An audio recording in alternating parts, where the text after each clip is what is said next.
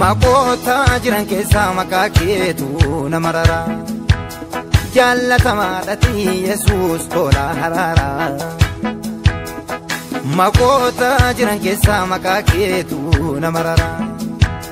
jaallatamaadhati Yesuus tola harara Qulqulluu kan hin qabne mudaa ilma Waaqayyoo Hindagadu sena taranio Hindagadu sena taranio Hindagadu sena taranio Hindagadu sena taranio Hindagadu sena taranio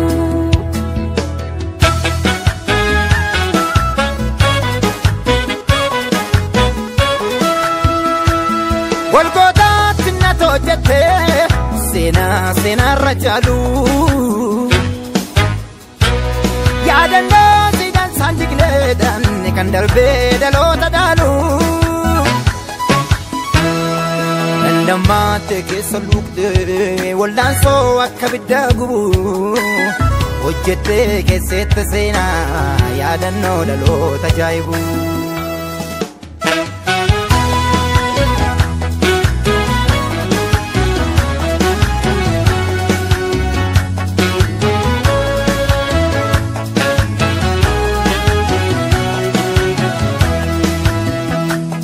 Angafummaa tureen kan jiru goonni duuba jilbeenfachiise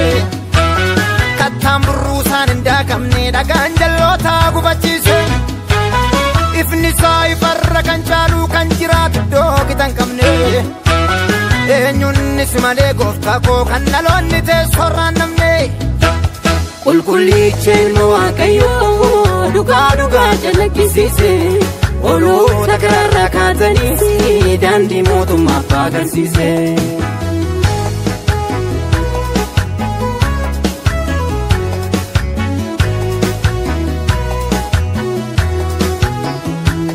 Wallaansooti kophaa kee mootee ardii samiinuu loleen mo'uumi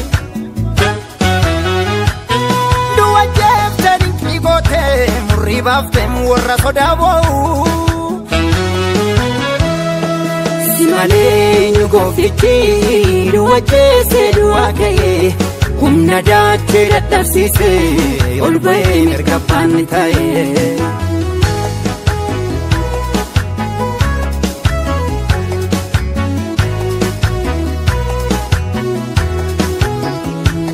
Gurguddoonni baay'een hin keenye seenaa gaarii dhaloota gidduutti uumaniif yaada wal nabdee Jajjaboonni baay'een hin keenye seenaa gaarii dadhaboota gidduutti uumaniif yaada wal nabdee Hangafoonni baay'een hin keenye seenaa gaarii xixinnayoota gidduutti uumaniif yaada wal nabdee Geggeessonni baay'een hin keenye seenaa gaarii biyyoota gidduutti uumaniif yaada wal nabdee Ati Yesuus Iga kee lolaaf deetu siidaa jaalalaa dhaabdee Hundeessaa siidaa nagaa burqaan beekumsa addunyaa Yesuus siidaa Hundeessaa siidaa nagaa